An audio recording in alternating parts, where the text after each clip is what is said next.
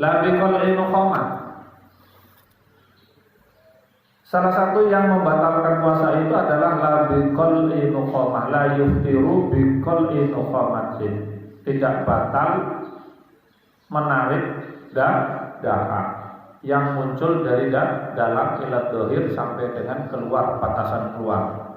Batasan keluar berarti di atasnya tenggorokan. Tapi kalau ibtala'aha ma'al qudrah alla lafdiha, kalau dia menelannya dari batasan luar dimasukkan ke dalam lagi gitu ya. Lau ibtala'ala menelan sapa so'in haring nukhamah ma'al qudrah sertane mampu ala lafdiha ing atase nglepeh. Ngerti nglepeh ya? Dia mampu padahal setelah ba'da wusuliha, setelah sampainya dahak lihat di dohir batasan luar apa? Di atas tenggorokan. Kalau masih di dalam sebelumnya tenggorokan berarti adalah batasan dalam. Kalau batasan dalam batal enggak ditelan? Boten. Kalau ada di batasan dalam tidak batal. Tapi kalau ada sudah naik di atas tenggorokan, apalagi ada di sekitar mulut, ini hukumnya batal. Cara menilainya gimana? Ya kamu sendiri ngerasa rendah.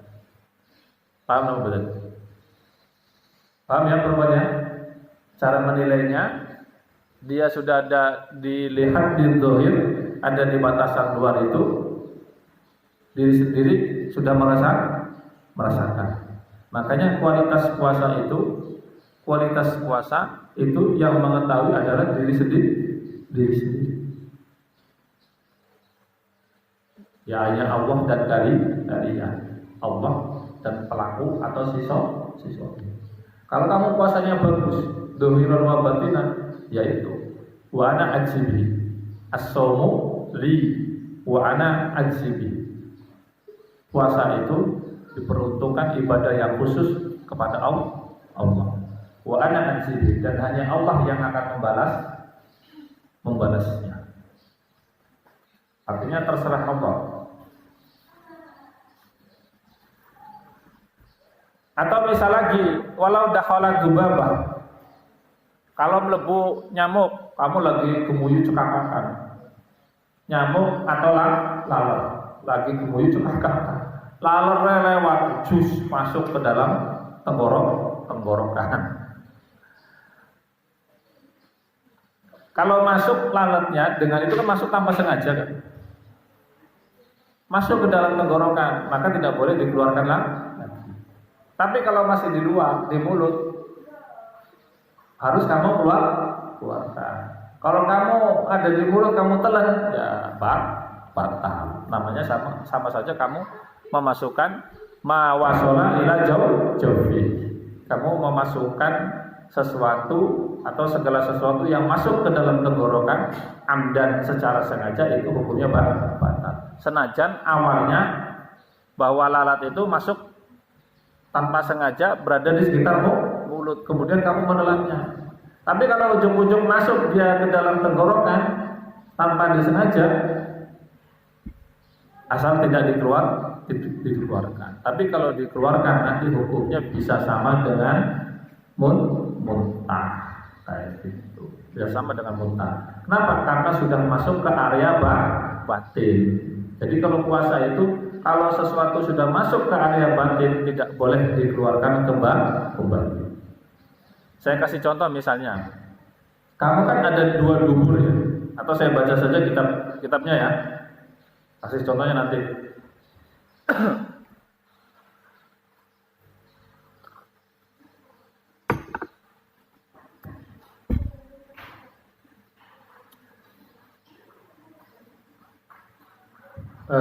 Nih coba tolong didengarkan ya. Wa yuftiru bidukhuli ainin. Kalau di Fathul Qorib itu tidak ada, keterangannya kurang.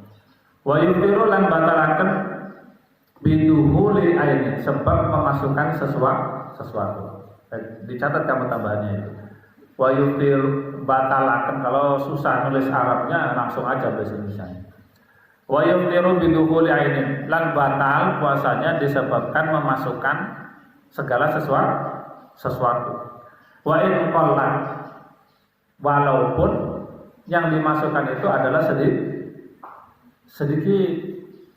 Walaupun yang dimasukkan sedikit. Contohnya adalah man marro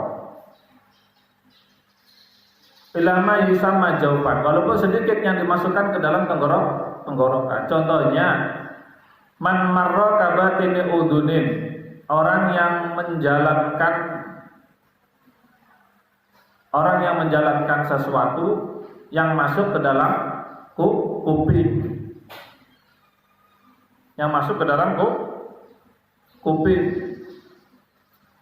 atau wa ikhlailin, atau menjalankan driji yang dimasukkan ke dalam jalan keluarnya pipis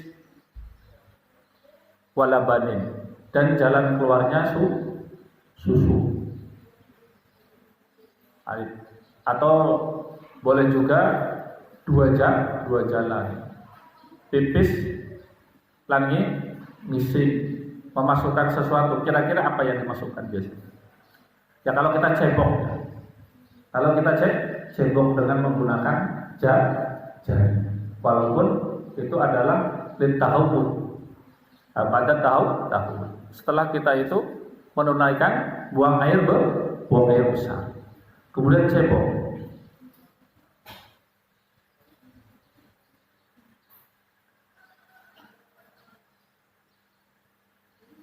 Contohnya man maro kabatini udunin, orang yang menjalankan misal seperti driji ke dalam telinga batin, di dalamnya itu kamu sokrok itu tidak boleh, yang mengakibatkan nanti ada sesuatu masuk ke dalam. Tapi kalau di luarnya boleh.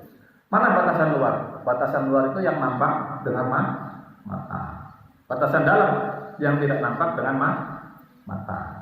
Seperti itu. Kalau mulut kan nampak dengan mata, kamu lihat telakai ono dibuka ya katon. Kalau tenggorokan enggak katon.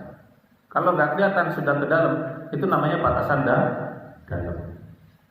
Nah, kalau batasan dalam pipis bagaimana? Ya makanya kalau laki-laki pipis, ya yang dicuci itu batasan dohir saja. Kalau laki-laki, misalnya pipis, ini ketika puasa ya. Batasan dohir, nah, yang repotnya itu kalau yang belum sunat, sudah balik belum sunat pipis. Nah, ada yang belum sunat,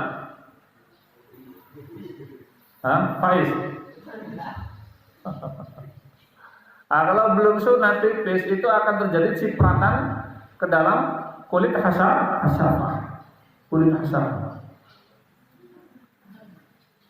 Nah, kalau kulit hasafah orang yang ada sunat itu ada cipratannya, maka harus dibersihkan najisnya. Makanya ini repot. Makanya kalau yang sudah balik itu, kenapa ada syariat diwajibkannya sunat. Jadi hukumnya sunat itu apa?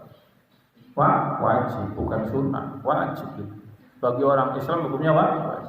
Kenapa? Karena terkait dengan najis. Sedangkan sholat itu adalah syarat wajibnya harus suci dari najis. Jadi nah, ketika pipis itu dibersihkan. Nah, bolongan pipisnya itu tidak boleh dimasukkan sesuatu, walaupun itu adalah air ataupun itu tangan sendiri. Nah, perempuan juga sama.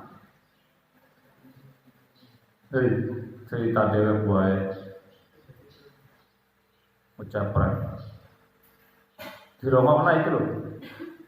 Perempuan ini kalau lagi puasa, terutama adalah ketika pipis atau cebok tahun buang air besar. Kalau lagi pipis batasan dohirnya mana? Ayo, perempuan kalau lagi pipis, apa batasan dohirnya adalah yang nampak ketika kamu sedang duduk pipis. Duduknya kan orang-orang jago pasti dodok ya. Nah itu batasan luarnya itu yang nampak apa saja. Nah kalau batasan luarnya itu maka maka tidak boleh kamu mengambil batasan dalam. Ngerti enggak? Nah, yang nampak itu tangannya kamu masukkan, misalnya cebok, tangannya dimasukkan dari batasan luar, maka itu hukumnya adalah membatalkan. Hukumnya membatalkan.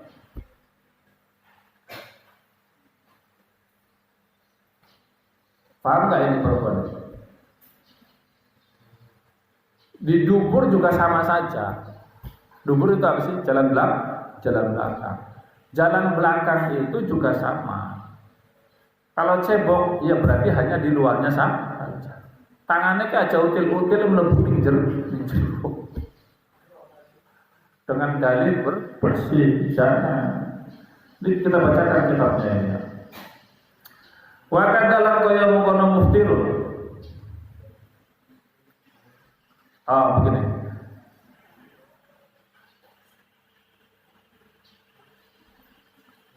Wa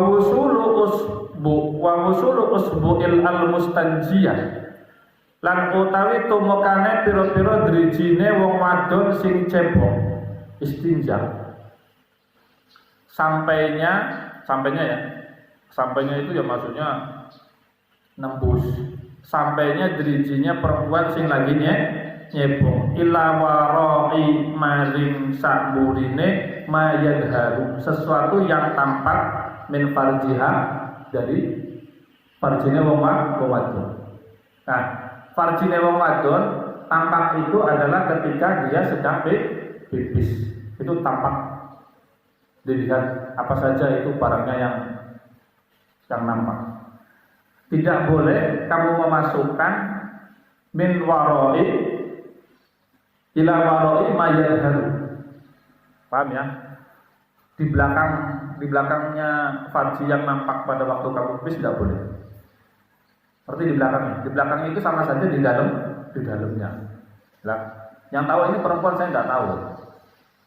Yang tahu perempuan. Saya bilang nggak tahu, saudara yang itu, Pak. Ya tidak tahu, teman-teman. Petang. Karena itu adalah sesuatu yang gelap gulita. Karena yang kepengen sering meruh, ya kamu harus jadi laki-laki ini jadi dokter kandungan. Nanti kamu sering meruh. Sampai bosan, sampai berenang. Sampai bosan, sampai berenang. Kayaknya cita-citanya begitu tuh kayak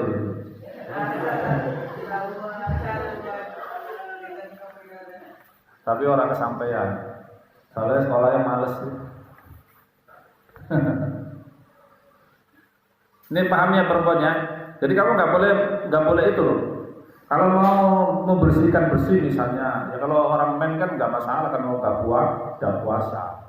Nah, kalau yang nggak men itu kan itu.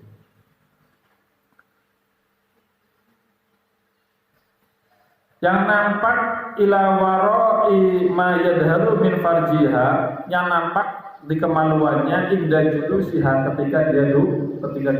Nanti dikiranya saya ngarang. Ini kitabnya ada di Fathul Muin ya. Yang nampak ketika perempuan sedang duduk. Indah julusiha min farjiha, indah julusiha ala qadamaiha, ing atase dua telapakannya. Berarti apa? Kalau pipis dua telapakannya menginjak bumi. Bahasa kasarnya pipis karondo dodo. Kudu pipisnya karo jago. Kudu karo dodo. Lakwe yang nampak dohir. Iku muftirun, hukumnya membatalkan.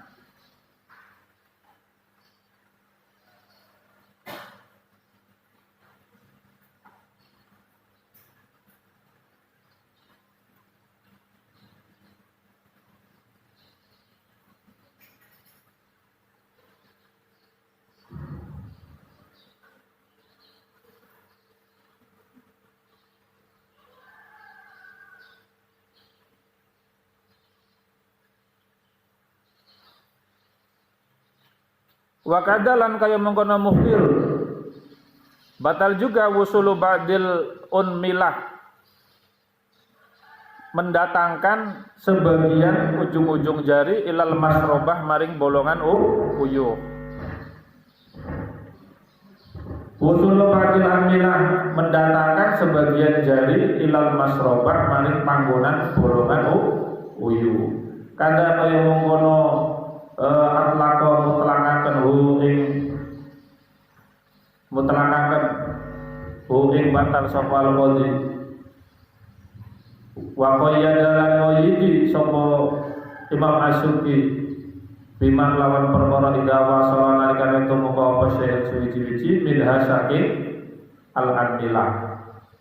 Jadi termasuk ujung jari itu juga kalau dimasukkan ke tenggorokan, ke dalam tenggorokan batal. Bolongan bawah dan bolongan dubur dan dubur itu juga batal. Makanya hati-hati. Termasuk memasukkan jari ke dalam bagian telinga. Wal khamisu al-waqtu amdan fil farji. Waktu hubungan suami istri secara sengaja fil farji ing dalam farji. Para yufdiru orang batalakan sapa asaim bil jima'i sebab jima' nasian halal lali kama apa keterangan sapa kau kagus dizin apa. Nah, kalau dia jimaknya terhadap istrinya itu lupa, itu tidak batal. Kelalaian itu pribadi saja. Contohnya begini. Awal puasa. Kemarin juga sudah saya contohkan. Awal puasa. Orang sadar bahwa hari ini adalah puasa, lupa sampai sahur aja lupa. Nah, bangun sebelum subuh lihat belum subuh, padahal udah subuh, tapi belum sholat subuh. Hubungan suami istri karena bojone mungkin garai, ujung-ujung tangannya ngelemprak, mari alat vitali silakan. Pengen airnya jima. Ketika jima lupa, sadar kok ini lagi puasa ya. Nah, ini hukumnya sama saja. Kalian ketika kamu itu mokel atau minum pada waktu siang hari puasa dikarenakan lupa, hukumnya sama seperti itu. Nah, itu namanya rezeki dari Allah. Nah, batasannya apa? Kalau kamu sadar kemudian lagi jima, sadar ini buru-buru diselesaikan. Jangan teruskan ya. Kalau diteruskan dia batal. Wis tanggung. Kan ada bahasa ya. Wis tanggung ke puasa. Jadi bujut Mas, ke puasa. Wis tanggung. Nah, berarti itu batal. Tapi kalau enggak, Mas puasa, iya astagfirullah. Kemudian selesai. Itu betul batal. Makan juga sama. Misalnya awal puasa, satu hari puasa, siang-siang ujung-ujung ngopi. Terus ada yang mengingatkan, Mas, ini puasa gitu. Oh, astagfirullahaladzim, kopinya dibuang, diselesaikan, mulutnya dicuci. Itu tidak batal. Anggap tadi yang sudah masuk itu adalah rezeki dari Allah. Paham ya? Yang keenam asabisu yang membatalkan adalah al-inzalu, metu mani. Ay khurujul mani al-mubasyarah dari pertemuan kulit. Bila jima'in bukan karena sebab jima' muharraman iku jima' sing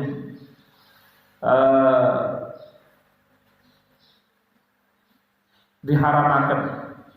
Muharraman bila jima'in bukan sebab karena jima' muharraman yang haramkan. Keluarnya mani dari pertemuan kulit. Kalau dari jima yang diharamkan, misalnya laki perempuan, wis ketemu pacarane bae, wis haram. Metu manine, haram. Jadi iki ceritane lanang karo wadon, bojo lanang karo bojo wadon. Ning jero kamar. Kayak ngemek-ngemek kan sengaja kan, tapi menggunakan menggunakan batasan, menggunakan penghalang. Kemek-kemek. Nah, kalau ngambung tidak ada batasannya gimana? Tidak apa-apa. Atau dikodrilkan, tidak menimbulkan syahwat. Tapi di luar kublah, memeluk, tidak apa-apa.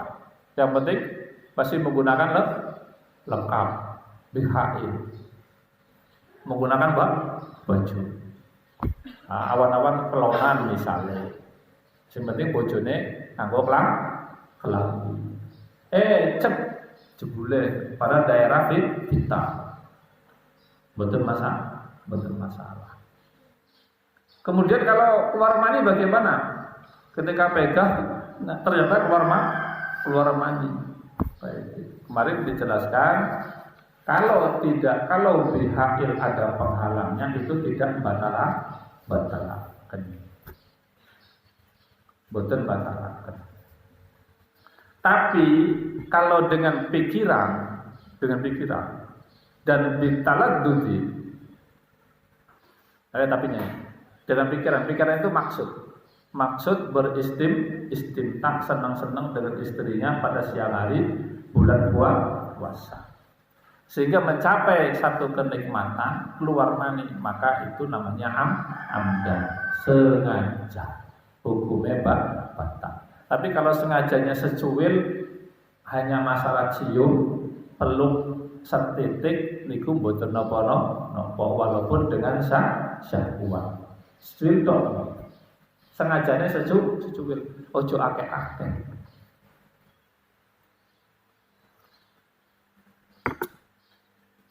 Lah, ini tuh yang disampaikan dalam kitab ini batasan syariat. Paham ya, Mbak? Mas, ini tuh yang disampaikan adalah batasan syariat. Belum puasa batasan tasawuf. Gitu loh. Jadi jangan kok ini boleh. Iya, hanya menceritakan batasan syariat saja. Belum menceritakan batasan syariat. Kalau batasan syariat ya kamu batasan tasawuf ya kamu dua-duaan dengan istri di kamar yang mau menimbulkan syahwat ya mestinya dijauhi. Karena apa? Karena puasa itu adalah imsaku anil farji, menahan dari syahwat. Imsaku anil syahwat, anil farji, anil syahwat. Itu harus dijauhi. Kalau tasawufnya seperti itu. Tapi sebelum ke sana ini diceritakan dulu batasan-batasan syariatnya biar kalian tuh tahu. Jadi jangan melihat kok misalnya kok kitabnya ulamanya menjelaskan seperti itu. Oh salah besar. Ini hanya batasan syariat. Mana yang diperbolehkan dan mana yang tidak diperbolehkan karena ini adalah pemahaman fikih yang sering terjadi di lapangan. Terutama terkait dengan kegiatan atau amal ibadah puasa yang terkait dengan orang-orang awam. Nah, kalau sebagai santri berarti amal ibadah puasanya ya aja jangan seperti halnya orang awam. Tingkatannya paling tidak nomor 2 kayak gitu. Sudah menjauhi anis syahwat. Nah ini yang perlu hati-hati lagi anak laki-laki, rokok. Abah tidak mau dengar, misalnya bulan puasa ada yang merokok di pojokan. Nah, ini tanggung jawab ini yang besar ini seperti siapa itu Pak Is, Jodrois, dekok wae pun. Jangan kepalanya Is. Ini tanggung jawab yang besar-besar di kelas 12. Khairul gede. Orang pinter kita tuh orang apa-apa. Tapi paling tidak bisa mengingatkan sahabatnya. Waliyum diru kaumahu. Paling tidak itu loh. Kenapa kamu pernah dengar ini? Pernah dengar. Waliyum diru, maka ingatkan sahabatnya. Paling tidak itu. Syukur-syukur bisa mengingatkan tangganya. Syukur-syukur bisa mengingatkan sedulur. Syukur-syukur bisa mengingatkan masyarakat. Nah ini bagus. Waliyum diru kaumahum idza raja'u ilaihi. Kadang itu anak putra. Kalian tidak harus pinter kita. Kalau kamu mau jalan pintas. Kamu bisa pelajari agama dari penafsiran kitab. Yang jalannya adalah Ahlus Sunnah wal Jamaah. Terutama kalau kalian itu adalah ada di dalam wadah organisasi NU, ya yang menerjemahkan dan mentafsiri kitab itu adalah orang-orang NU, gitu loh. Jadi mubalik, kamu bisa jadi mubalik. Oh kamu ya santri gitu, punya sanad, punya guru. Kalau ada kesulitan memahami, tinggal nanya sama gurunya. Makanya terkoneksi semua santri atau yang mau lulusan nanti atau sekarang itu terkoneksi, terhubung dengan gurunya, gitu loh. Jadi kalau ada kesulitan kamu bisa kontak entah itu lewat WhatsApp atau kontak dengan menggunakan media messenger, terhubung. Nah kayak apa ini terhubung aktif semua, baik media sosial pribadi ataupun lembaga, saya itu aktif semua, siap untuk memberikan jawaban-jawaban atau siap untuk memberikan tuntunan ketika kalian berada di luar pondok. Itu loh. Jangan sudah di pondok keluar berhenti, ya berarti ya kadarnya kalian seperti itu, segitu toh.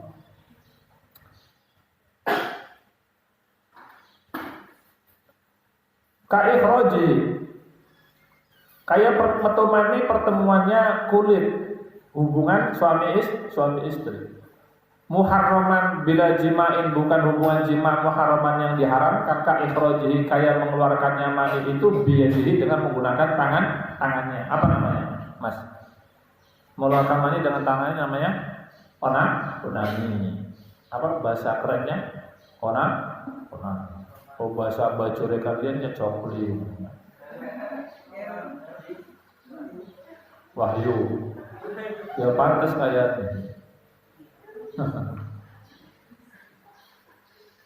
bahasa kerennya apa namanya? Onani. Itu diharamkan. Al-ghairu muharramin. Atau jima yang tidak diharapkan seperti mengeluarkannya kaikhrajihi, ngeluarkan mani biadi zaujati, dikeluarkannya dengan menggunakan tangannya bojone. Biasanya ini kalau perempuan lagi men, ya nepan ditongna karo bojone yang berarti malam. Kalau dikeluarkan sama istrinya itu hukumnya buatan tapi kalau dikeluarkan sendiri itu hukumnya haram. Paham betul? Jadi kalau kamu bojone lagi men, kepengen mandinya dikeluarkan, istrinya suruh mengeluarkan. Belum betul? Dari Pak boten usah ditake ini kok nang jalan dia apa? Gitu ya, ya. Ya nanti jalan sendiri tangannya. Kaikhrajihi biyadi zaujati. Lah bojo sing salehah ya kudu gelem. Bojo sing salehah kudu gelem. Ana ora boten purun ribet. Nek ora gelem ya kok bojone golek maneh. Pan golek maneh apa pan ditongna? Pakai tangan istrinya apa mau cari lagi?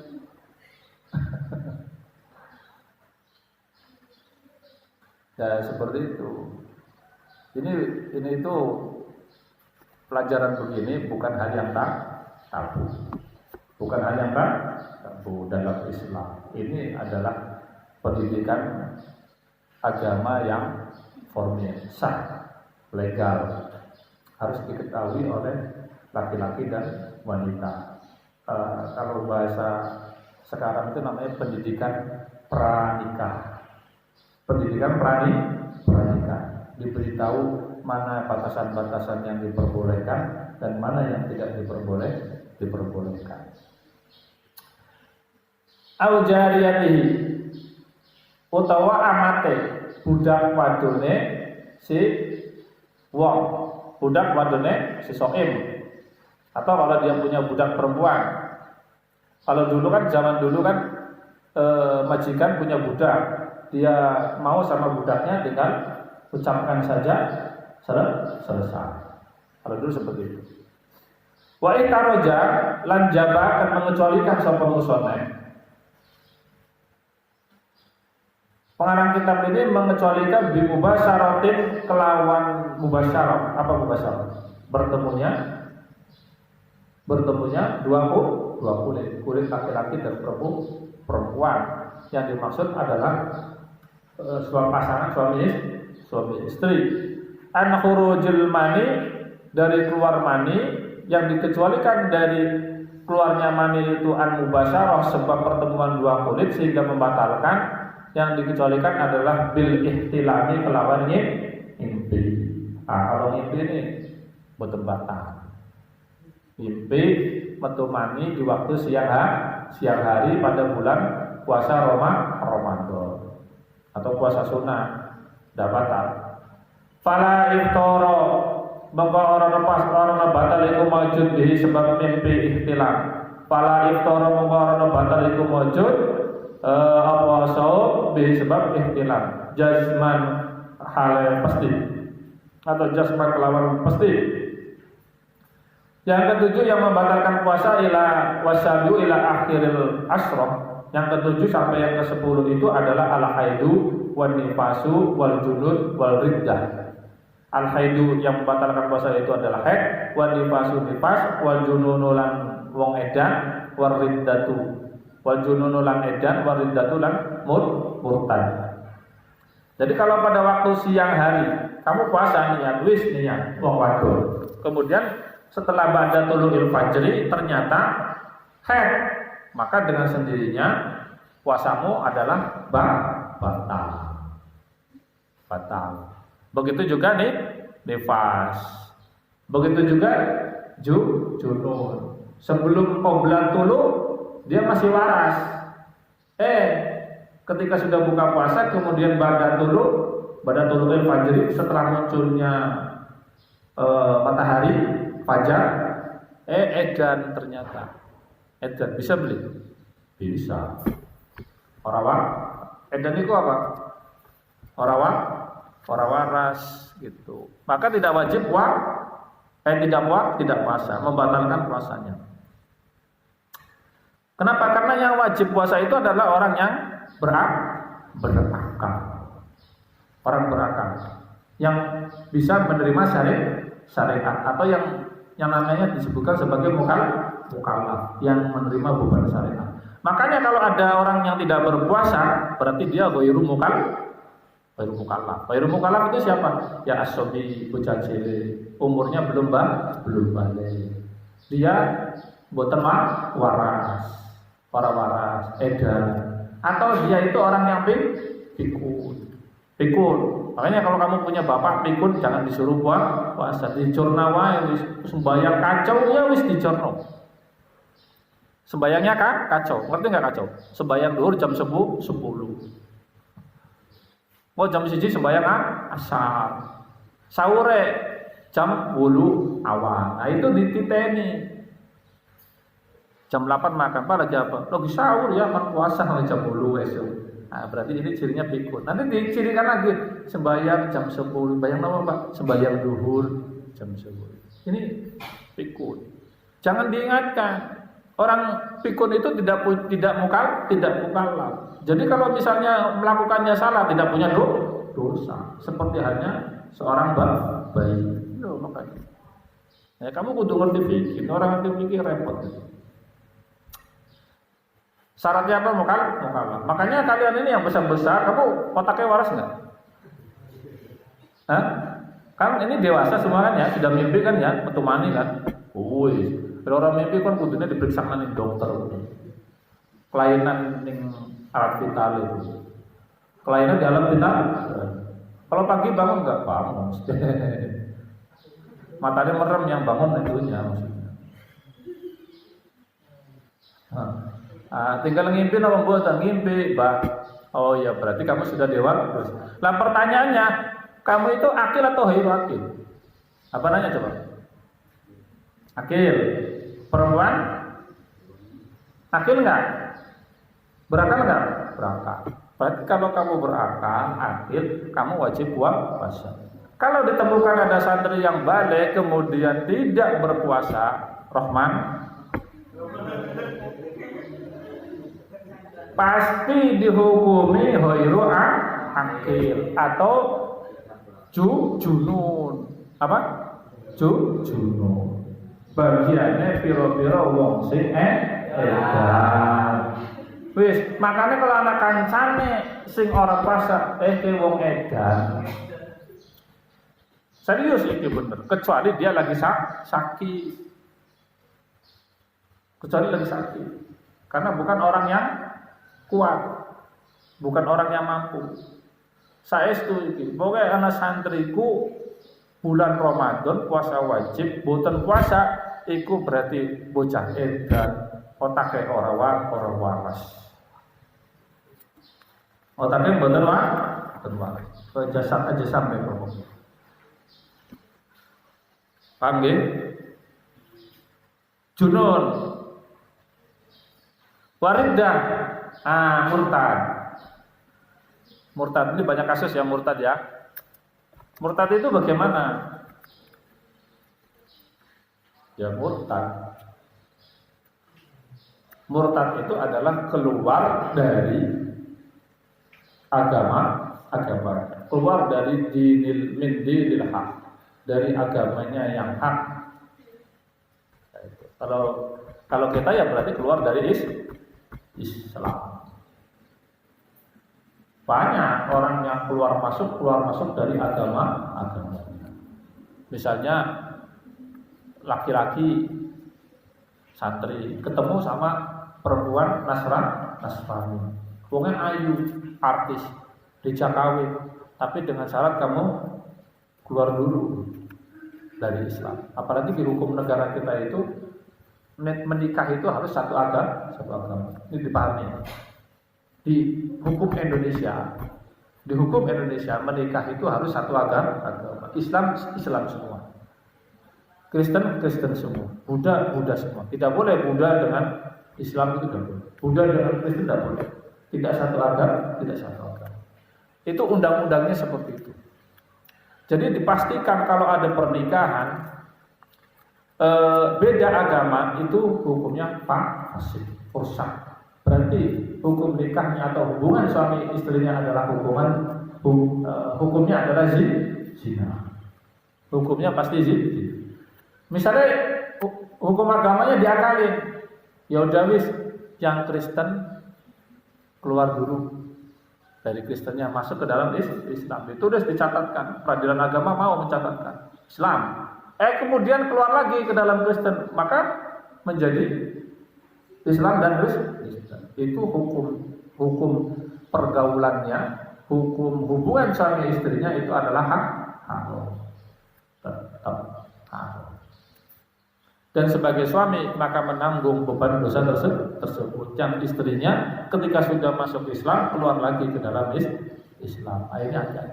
Makanya perempuan yang solihah itu lebih baik.